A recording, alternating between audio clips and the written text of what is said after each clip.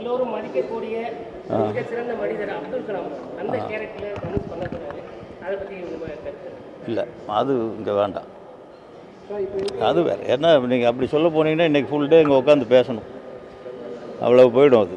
அது பெருமையான விஷயந்தான். அப்துல் கலாம் நம்ம உயிரில் கலந்த மனிதர், தமிழ்நாட்டிலேயே சிறந்த மனிதர், உலகத்தில் சிறந்த மனிதர். அவராக என் மகன் தனுஷ் நடிக்கிறாருன்னா அது நமக்கும் ஒரு பெருமை தான். அது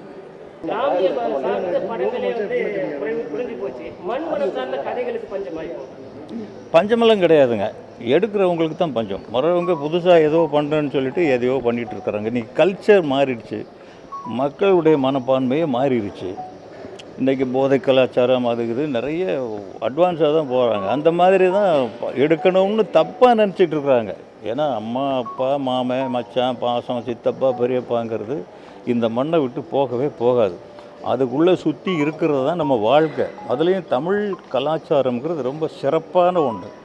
இவங்க அதை விட்டுட்டு இப்போ இருக்கிற கலாச்சாரத்தோடு போய் அந்த மாதிரி போகிறதுனால தான் இதை விட்டு அவே போயிடுறாங்க. 100க்கு 99 படங்கள் ஓட மாட்டேங்குது இல்லையா? இப்போ குட் பை டக்லி ஓடலைன்னா கூட மாமன் ஓடுது. நீங்கள் லோ பட்ஜெட் படம், ரெண்டாவது அந்த டூரிஸ்ட் ஃபேமிலிங்கிறது ரொம்ப சின்ன பையன் டைரக்டர் வித்தியாசமாக ஒன்று கொடுத்துருக்காரு. அந்த படத்துக்கு என்ன தேவையோ, அந்த காட்சிக்கு என்ன தேவையோ அதை தவிர அதில் வேறு எதுவுமே கிடையாது. இப்படியா எடுக்கிறாங்க இப்போ வர டைரக்டர்கள்லாம் அந்த படத்துலேருந்து கொஞ்சம், இந்த படத்துலேருந்து கொஞ்சம், இந்த படத்துலேருந்து கொஞ்சம். இப்போ நான் கதையே எழுத ஆரம்பிக்கலை, இப்போவே அந்த லொக்கேஷன் பார்க்கணுன்னு வரோம் இல்லையா? அவங்க அப்படி கிடையாது. ஒரு 10 பேர் ஹோட்டலில் ரூம் போட்டு உட்காந்துக்கிட்டு டிஸ்கஸ் பண்ணி அந்த படத்தில் என்ன, அந்த படத்தில் பண்ண, கொரியன் படத்தில் என்ன, ஜப்பானீஸ் படத்தில் என்ன, இப்படி தான் எல்லாருமே பண்ணுறாங்க. அதுதான் இந்த சினிமாவனுடைய இப்போது இருக்கிற சரியான பொசிஷனில் இல்லை. எந்த இடத்துல இருக்குதுன்னு தெரியல. 100 படத்துக்கு 99 படம் லாஸில் தான் வருது. அதுக்கு காரணம் திட்டமிடல், தேடுதல் இல்லை.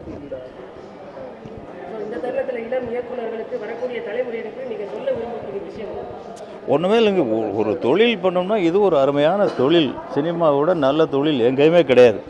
இதையும் திட்டமிட்டு ஒழுங்காக பண்ணால் நம்மளை நம்பி பணம் போடுற தயாரிப்பாளர் அவர் லாபம்ங்கிறது இன்றைக்கி கொஸ்டின் மார்க்கு தான்.